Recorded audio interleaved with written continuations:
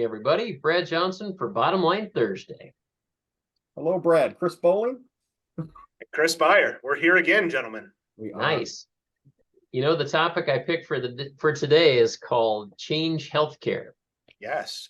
A Ooh. company And that not many of us knew about until the last few months. I'm going to plead ignorance, which is a daily plea.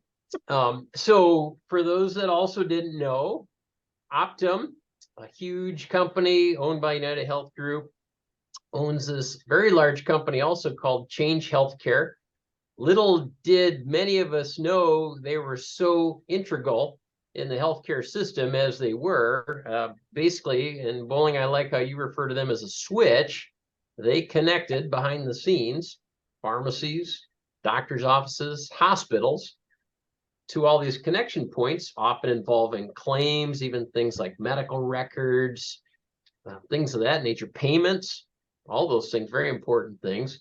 And they were hacked, had a cyber attack, and apparently ransomware saying, we're going to shut down your system until you pay up. It's not been made public if they paid, but one's assuming that they might have. Oh, yes. And then also the dollar amount, we'll yes. probably never hear. Oh, no. But I think we know it. you know it. Yeah, so I'll let you run with that part. But I think the thing is, it just showed, again, in this cyber world that we're in, the vulnerabilities of the current system. And I'm sure they have some very, very smart IT people guarding these things. But there are also some wicked, smart, evil people trying to break through these things. Yes. And when they can successfully do it, shutting down the healthcare system in parts of the country is just crazy to me. So, and this was just on the heels of the cell phone network outage. Yeah. I mean, this is the equivalent of the credit card processing banking system network going down. Truly, now we are back to paper checks in the mail, cash only. That's the same thing. This was the backbone that processed everything from, like you said, consumer to provider to pharmacy. It created a lot of problem that I don't think has gotten much discussion. No, it completely got buried in the news. Nobody talked about it. So, I knew of the switches on pharmacy, right? I mean, there's only one way that you could stand at a counter and that fast, it knows your copay, it knows your formulary. I did not realize that the switch also controlled medical. That's the part that I learned through this. That's how providers submit electronic claims through this program. Yes. Yeah, I didn't realize that they went through the same switch that pharmacy was going through. We got notice of this. So this is not just a UHC thing either. I mean, there are many companies that rented this switch.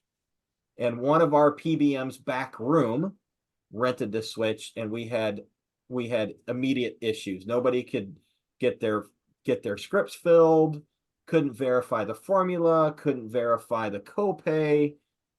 So it's a big deal. Now, Bayer's the one that told me, and again, I don't know if this is public knowledge, but I know some Bitcoin was involved on paying to get their switch back. There was an article that I can't source right now because that was a long time ago that did say that the word is that there was a Bitcoin transaction that somebody reverse engineered through all the blockchain to figure out that there was money or Bitcoin transferred at the same time that this started to resolve itself. The article was not super sketchy, but it was something I couldn't tell you where I read it. But It was somebody had done their research to say, why did all this Bitcoin get transferred and who received it from where? And man, it was a potential ransom. It's a big number.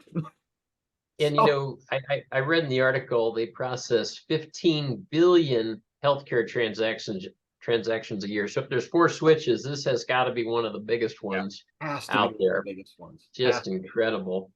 Yeah. So, we were talking before we got on camera. The concern is I'm more concerned about the health insurance claims that aren't getting filed or got lost, or they thought paper was sent, wasn't sent.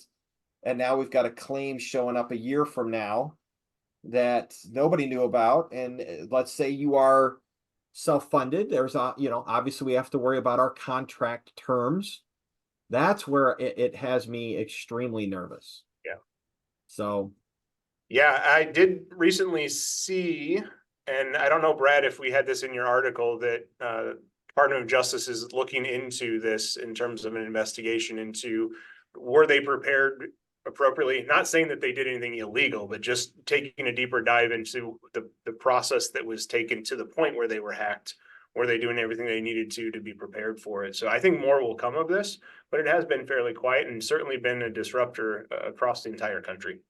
Yeah, it's really almost become a national security issue when someone messes with Scary. healthcare, and you've heard stories of doctors not being able to pay their staff, and they're going into their own savings because they don't get their claims reimbursed, or pharmacies. And Yeah. Good yeah, point. Well Tough done deal. finding this one, Brad. It's just, I had to We smile were- when I saw it because, like you said, nobody's talking about it. I mean, the only way we knew about it is that we had people sitting at pharmacies that couldn't get scripts filled, and I was asking why. Oh, well, it's Change Health. I'm like, who the heck is Change Health? I've never heard of them. So, And we thought Y2K was going to be a problem. Look how far we've come. My microwave still works even after. Anyway, thank you, Brad, for bringing this one up. Brad. Good topic. All right, see you Take guys. care. We'll see you. All right, bye-bye.